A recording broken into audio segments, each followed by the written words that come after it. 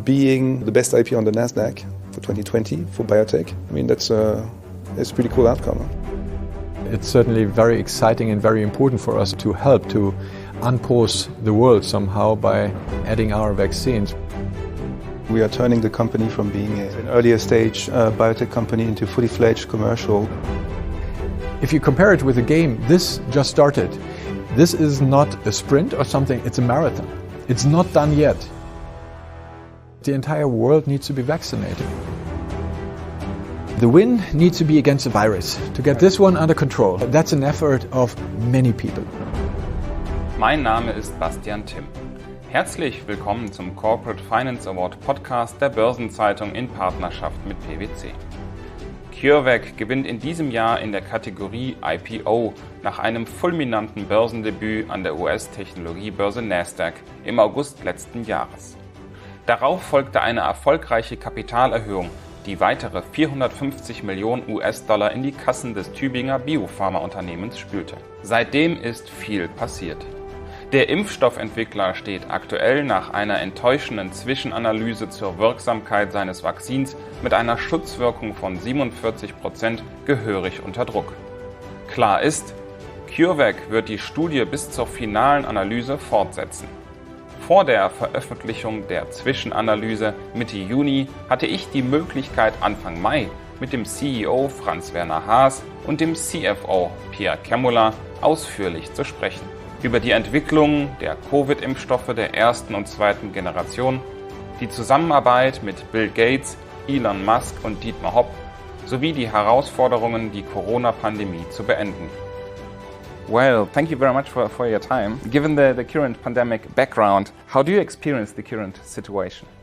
At the moment, at least here for us, COVID is hitting us twice. First of all, we have got this very important project on which we are developing a COVID vaccine and working on the variants in parallel, collecting the information which are in the scientific community but also in our community to be even better with our partners, on the one side Bayer but also GSK, and on top building not only the company but also a manufacturing network.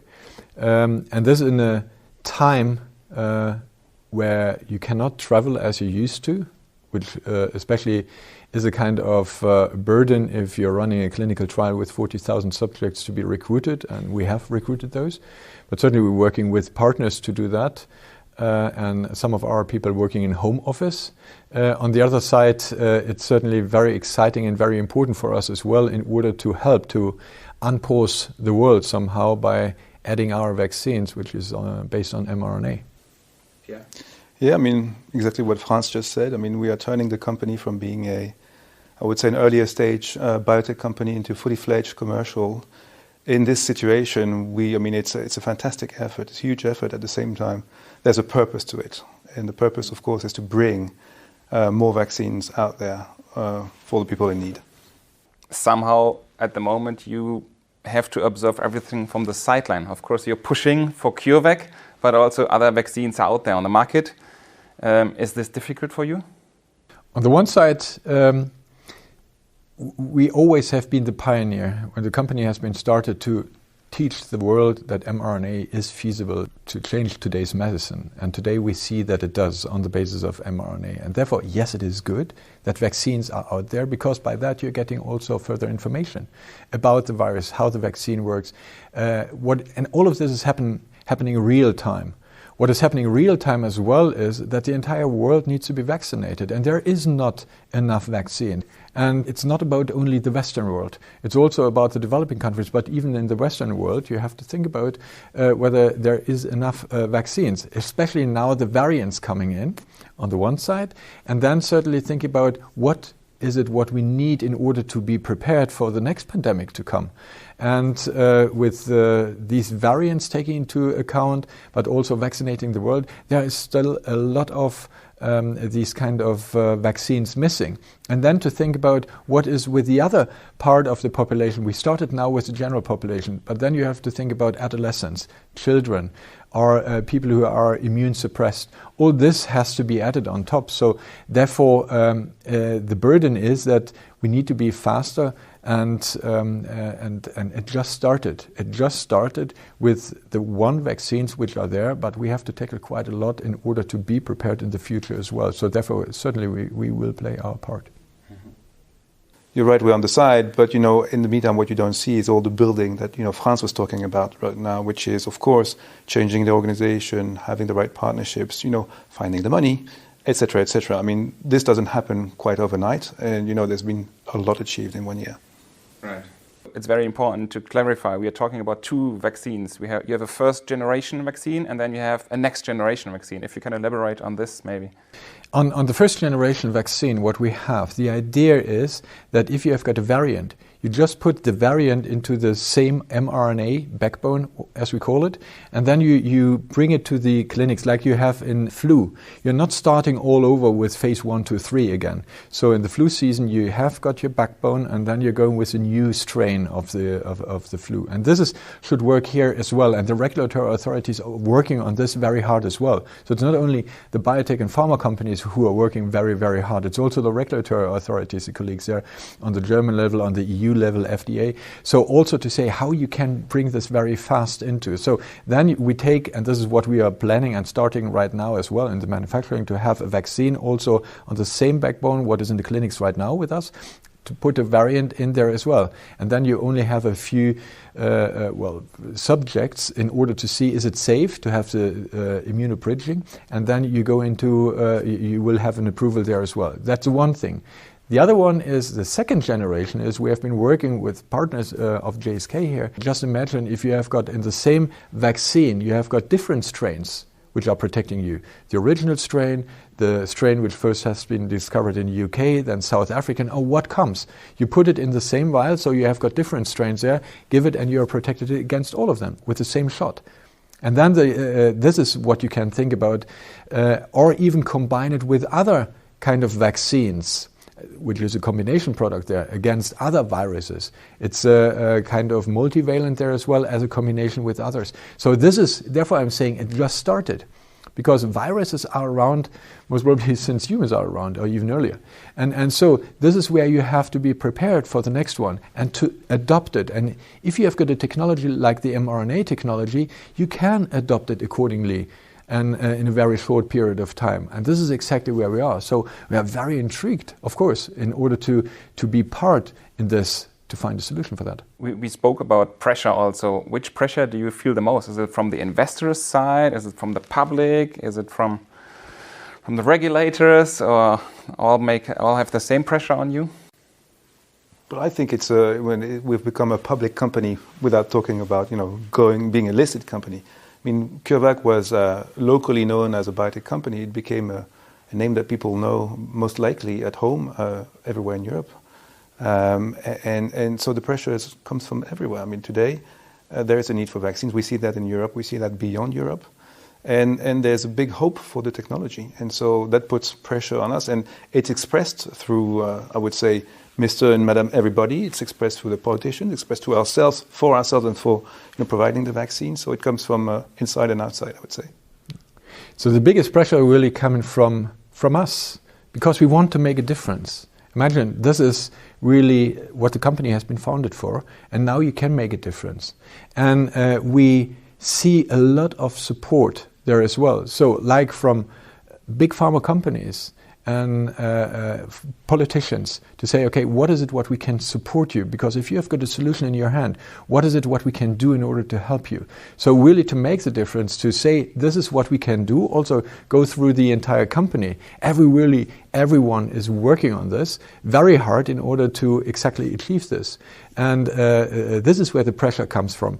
Of course, if you then see, okay, where is it that we can get faster? Where do we need partnerships? Because we cannot do everything by ourselves. We are 600 people, 660 people now, and what you need is really a cohort of experienced arms. Exactly what Pierre was saying, we are turning from a science biotech company into a fully integrated pharma commercial company. And like Bayer is helping us here with not only a few people in order to get exactly this experience in the company, which we hadn't had because we didn't need it. Just as an example, what we are producing now under Florian von der Möwe, mRNA under GMP quality, which was not available at the time. Since 2006, all what we produced until beginning of last year has been homeopathic in dosages. Now it's a complete different scale what we are doing.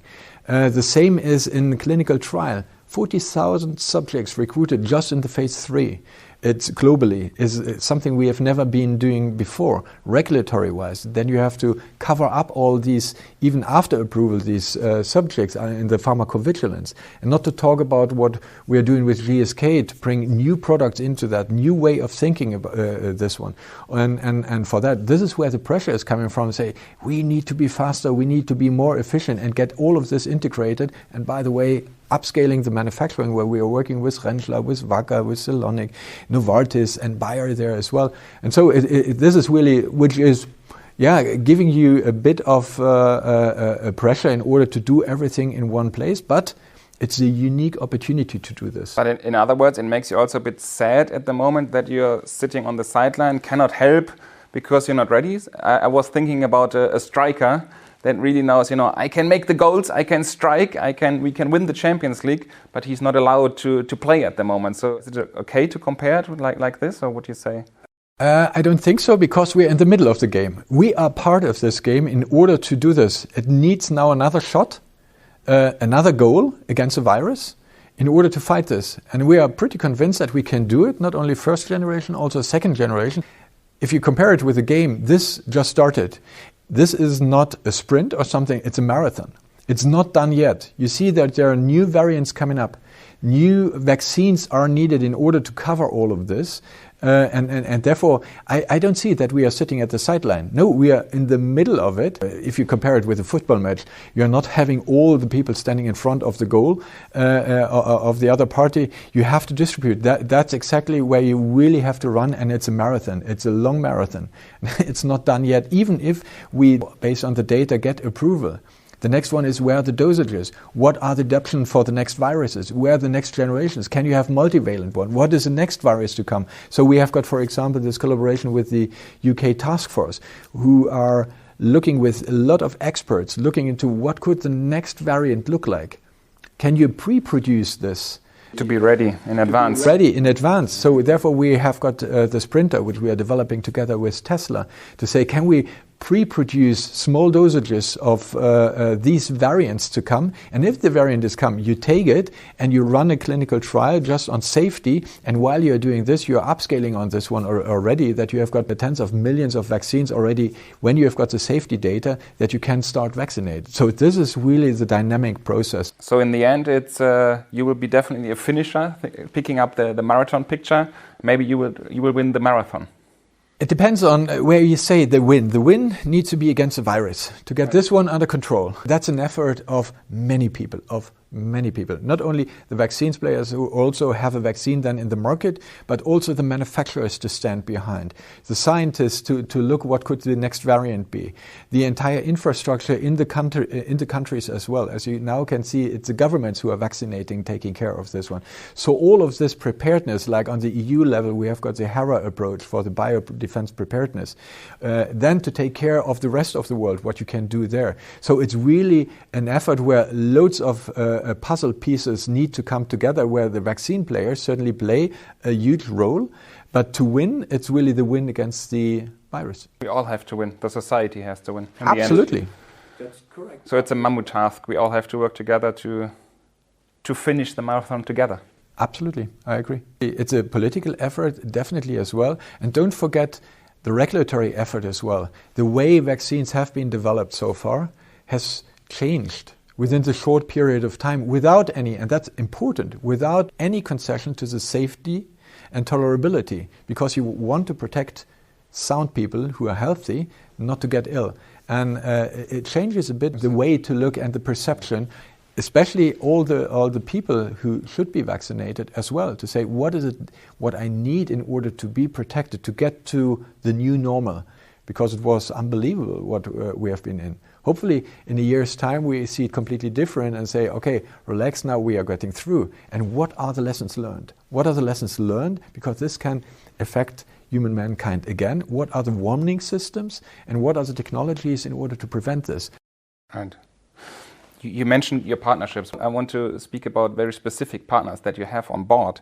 You're working together with let me call it a dream team of business celebrities. Maybe in the background, you have Bill and Melinda Gates Foundation on board since 2015. You have Dietmar Hopp, SAP co-founder, as an anchor investor. You have Elon Musk. You mentioned him with Tesla helping you with automation.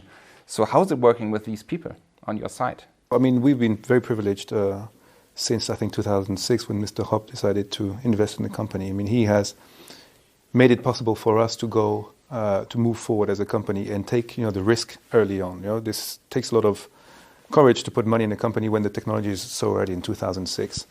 And then we had the Gates Foundation coming in as a second, I would say, investor. So the first kind of new investor in the company was the Gates Foundation, and that's very important for us to exist on the international scene, so to speak. It helped the company a lot to get a bit of visibility.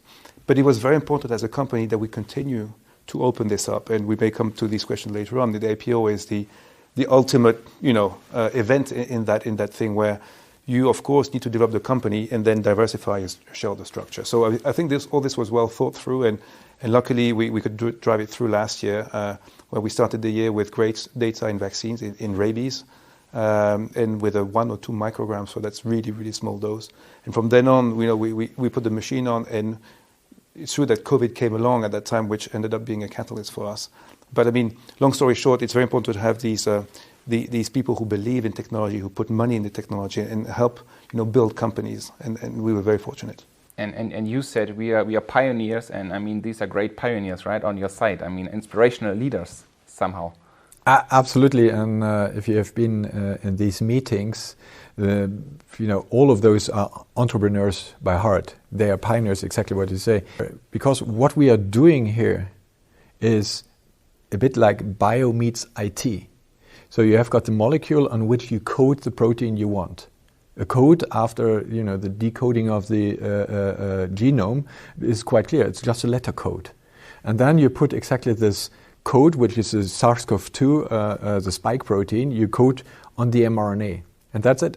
And then you give it to the body reads it up and then produces a protein exactly which is produced. And then go to these entrepreneurs, which Mr. Hopp coming from IT, SAP, and Bill Gates, IT, saying, okay, this is what you use the body as a hardware, and you give the code what is needed without entering into the gene, right? And so it's not genetics. And so if this is working, then you have got something. And so by that, and with Elon, certainly, also someone who is, the moon is not far away enough in order to get there. So take another target and say, well, this is pretty cool what you're doing. Can we work together? And so. And this was really this inspirational moment, especially when Ingmar, what he told me, and Mr. Hopp as well, saying, okay, this was a moment, say, if this is really true, and then it comes, can you do it? I believe, and these are all people who made their own money. They know what to invest in order to get something, to take the risk in order to get there. And by that, it's certainly something really interesting. Also at the moment when Tesla has been taken over, Grohmann, there was not very much room for companies to keep in the contracts. But then we went to California. We have been talking to the CTO of Tesla at the time and said, okay, if you want to rock an old industry, yes, we are in, because this is what we did with the car industry. And if you can do this with the pharma industry, that's fine. So innovation needs to break something. And for that, you need someone who is taking the risk there as well. So yes, and certainly they say, now you deliver, which is good. What you need is someone believes in you. Certainly a financial part is important as well in order to finance what you need to do. But then also the belief in what you do, even if it is not every day easy. Now in order to make the vaccine happen, you just cannot do this by yourself. So if you can elaborate a bit on the CureVac and Tesla Grohmann automation story. I read about that you are developing a drug printer which has the size of a car or so. Yeah, exactly. So the idea came from CureVac, and so we've been working on all the technology development, not only the drugs, but also how to make the drug. And so we go upscale with bigger machines, and we see that now with COVID and more capacity. it's very important to go also smaller. So we have this printer. It's in the building next door, and basically it's the size of this table, I would say.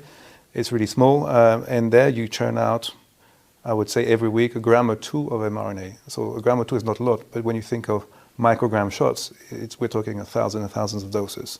So that's very important. It gives you multiple things. It gives you the ability to manufacture locally on the GMP, so the good level to be able to inject in man.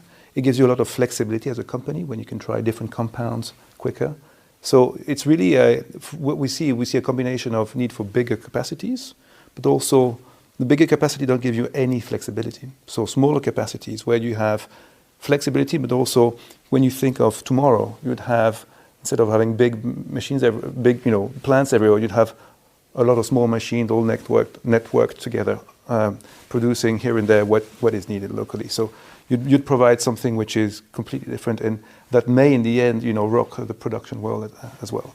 So it's basically your idea of localization, maybe having this printer in a pharmacy, at a local doctor's office. You could have that in hospitals. You could think of individual vaccines, one vaccine for one person, etc., etc. So it's really, mRNA is a technology that provides a stable backbone where you can do any drug on the same process. So today in vaccines and the current technology, you have one plant, one vaccine. You cannot start mixing these things. You just clean the machine and do the next one. So this machine cleans on its own. It's very, very volatile, and so that opens up fantastic new possibilities in terms of production, in terms of availability of different things left and right. In terms of scale. Absolutely. Will this help us in the next pandemic, if we have another one, if this is spread? So just imagine you have got such machines, and this is now the machine which we will implement. It's in the certification process that we really can run it, but the next machines will be even smaller. And just imagine you have got these machines in cities or in areas, geographic areas, where virus is starting to spread around. And hotspots. And there you can prevent a virus. By that, you really can prevent a pandemic, the outbreak, because you're putting these machines in. Just imagine you have got thousands of these machines all over the world, and then they are producing. Why is it called printer? Because, as I said, the code of the RNA is just driven by letters. And it's just a page on a copy machine, and you do this page again and again and again. So you can multiply it, and then you can give this out to the people in the area, and by that you prevent the virus spreading. The other one is we are just starting with mRNA right now, because the sweet spot is really at the moment vaccines, but the next one will be oncology, where you're asking the same scientific questions. Do you get expression? Do you get antibodies? Do you get immune system activated? And then on top you're asking, can you break the immune tolerance? Because the cancer is happening because it's your own cells, it's not an external virus. And so, and this can be done. Or molecular therapy, which is even bigger. And that's what I mean. It just started. And with these, if you go, for example, in oncology, that you thrive and you try to develop a therapy just for this one cancer patient. So you need very small dosages. And if you have got in university hospitals, then such a printer, you just say, I need this vaccine for this mutation for this patient. And this is what you can do. So the physician goes down, takes exactly this individualized vaccine, goes up to the bedside and injects it. So that's the idea, really, what mRNA is capable to do. And for that, you need to have an upscale manufacturing, what we are doing across the road there, an industrial scale facility which we are building, but also a downscale where you don't need huge volumes. And that's it. So now let's speak about the IPO and the capital increase, right? Mm-hmm. A question for both of you, of course, is August 14th, 2020. It was the day of the IPO, Nasdaq IPO. How fresh are your memories about this special day, and how did you both experience it? Well, first of all, yes, the memory is still there, but a lot of things happened since then, I really have to say. Which was a good day because Ingmar Hör, the founder of the company, this was the first time after he had really this severe health issue, first time he appeared in the company again. So this was really something, and this on this very big day, which a lot of people have been very heavily working on. So I think this was something emotional, certainly, for the company as well, especially having on parallel working on the project itself, the COVID project, as well on the upscaling of the manufacturing, and we have been doing the deal with GSK, which was very important there as well, and building the company, and then Ingmar came there as well. So a lot of things to celebrate. The unfortunate part was that we hadn't had the possibility to sit together with the others. So we have been standing in front of cameras and say, okay, this is what our situation right now is, but it was absolutely also to have the financial power then to do what we have to do, manufacturing, development of the company and the product. But the other one is also this kind of pride internally, inside every one of us who have been saying, this is what we did. This is really what we did. Now we entered into the next stage. We haven't been leaving the rooms where Pierre and Mariola and I have been sitting for quite a while together with Sarah to do all these testing the waters, the IPO roadshow, talking to the people. And this is what we all did in the entire company. For the CFO, it's certainly a day you don't forget. It's my second IPO. The first one was on the Euronext, much smaller company. So what was interesting for me on this IPO was that we had such a role, such a news flow prior to the IPO. But we had the deadline. We had to go by August 14th was the last day. Otherwise, our Q1 numbers, I think, were going stale, right? So if you missed that, you had to redo all the numbers. I mean, what a nightmare. And then expose yourself to an unknown market condition, et cetera, et cetera. So we had to go through that line. And so we reached that line after so many meetings. And you remember, but when it happens, you go, okay, that's where we are, and you don't realize fully, right? And the difficulty of IPO is you're pushed to make it, but you never know the outcome ahead, right? And so in that sense, we were very fortunate as a company because the first day was just crazy. And they couldn't actually give a price on the first day of trading because there was so much demand that instead of being, 16? It was 55, the first price out there, or something like that. It was just absolutely awesome. 44. Was it 44 the first? Okay, the first. But then the last was 55. At the end of the first day, probably 55.90. Yeah, okay. So, but the first price that came out during the day, it took them 3 or 4 hours to be able to stabilize. And you just look at that, and it's great, but you don't fully realize. It takes a few days to really realize that. If you look on the IPO facts, share price was $16 US. So that was the top end of the indicated price range. The first price was opened at 44, closed at 55.90. So that was an increase of 250%. Were you somehow both overwhelmed from this appetite from investors for CureVac shares?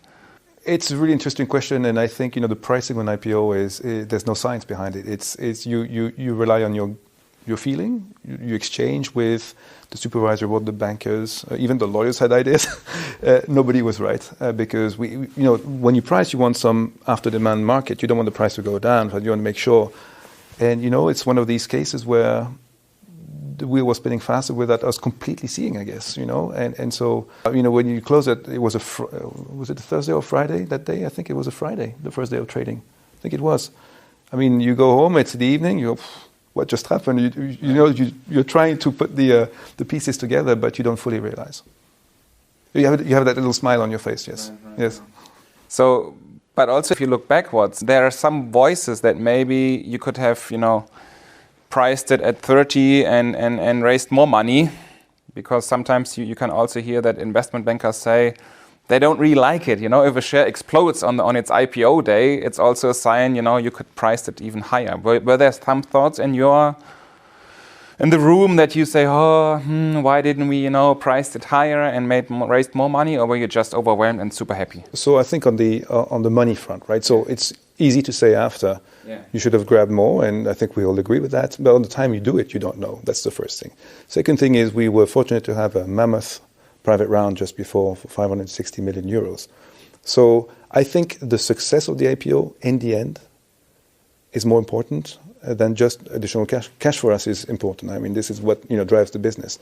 But being the best IPO on the Nasdaq for 2020 for biotech, I mean it's a pretty cool outcome. I would be interested to know, how did you both personally also experience the IPO phase, and also then what happened after, and then the capital increase? I mean, sometimes I can imagine it's a roller coaster ride for you. with ups and downs? It's a roller coaster all the way. I mean, especially our IPO was a roller coaster because we kept on having news coming in, and you have to make sure that all that is digested and put in that document, and written in a proper way and audited, and and due diligence, etc., etc. And that takes time. And so, I mean, fantastic work from the whole team and the lawyers here to make it happen. And so, we were seeing the time coming close and close and close, and we needed to be ready. And so a deal was coming in, and the deal, come on, let's do the deal. So it was just like a roller coaster, and you go, it is really great because you need. I mean, the more you have, the more arguments you have, the more likely you are to be successful. So that was needed, but it was a full speed marathon. I mean, a high speed marathon, and so that was of course tiring. I mean, my kids was asking me some days, Dad, what's wrong? We see you before you go to bed. First time in 6 months. So I mean, this is the way it is. It's a special situation, and I think we all had special kind of lives. Still is the case today, I must say. I was just saying, it's not really changed, right? No, it hasn't really changed. And of course, we add follow on stuff that was already busy. I must really thank the whole teams here, and not the least the finance team. Yeah, of course, a lot of hours, but this is exactly why we are here for. And so therefore it's a kind of opportunity, which then certainly it's like a cherry on a cake if it works out quite well like that. So therefore it's fantastic. It's an experience which is certainly something to remember. That's good. So how difficult was it for you to celebrate this in a team, this big success? In COVID times? Unfortunately, the difficult part was that we hadn't had the chance to have the entire team, which is the entire company, because everyone has been fighting for that, for the IPO or what we do, independently whether you're sitting on the switchboard or whether you're sitting in the executive board. It doesn't really make a difference. So we sometimes, the past years we had after-work parties and all of this. This would be had exactly the right kind of circumstance to celebrate, which was not possible. So we looked for another way to do it. We generated a friends and family program also to give the employees possibility to buy in prior to the IPO. Nobody knew how this would work out, but the possibility to get into this one. And then certainly I think it was a long night. We have been sitting together and talking quite a lot and doing a few phone calls. But this personal piece is still missing. So you can do quite a lot things, but this is really the missing part. So, and actually it was exactly, Curevac was founded in 2000. So 20 years after, we wanted to have a big celebration party, then the IPO would have come on top, and this piece is missing. And therefore we need to unpause the world in if it is only for that. Big blast, Curevac blast. Exactly. One last big party. Well, it just started. That's why I said RNA just started, and so this will be a celebration. If things getting normal, that is one of the first things which is on our list. On the bucket list. On the bucket list. Will Bill Gates and Elon Musk and Dietmar Hopp also show up then? Certainly they will get an invite. Thank you very much for taking the time. And also very good luck for continue to pioneer. Thank you very much. Thank you very much for the good questions as well. Thank you. Das war der Corporate Finance Award Podcast der Börsenzeitung in Partnerschaft mit PwC. In der nächsten Folge spreche ich mit Lufthansa CFO Remco Steenbergen.